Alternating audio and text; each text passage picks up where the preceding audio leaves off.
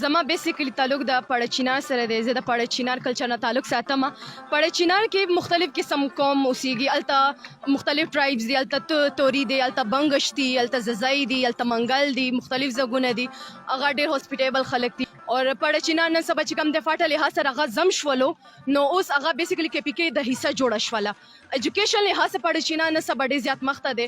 دا ډریسنګ چې کوم ما کړی دی دا بیسیکلی ززای چې کوم دی پړچینار کې هغوی دا ریپرزینټ کوي.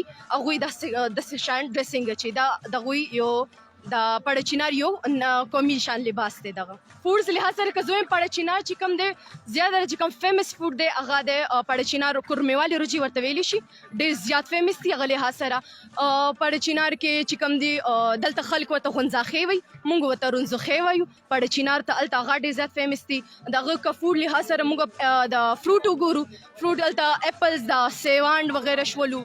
نور غزي کې دا موږ ورته مندتي وایو، د غزي خلک ورته مختلف نمونه ورته اخلي. دا زیاته ویډینګ سیزن کې خلک ډېر زیات کوي. که موږ ووینو که ودونو کې دا ډریسنګ ډېر زیات کېږي. دغه جولري غزي لحاظ سره ډېره زیاته فیمس ده. ویډینګ کې ناویانو تم خلک اچي. वगैरह तो हमने नहीं, ये वो मरवत और वजीरिस्तान ये सब के ये सेम है।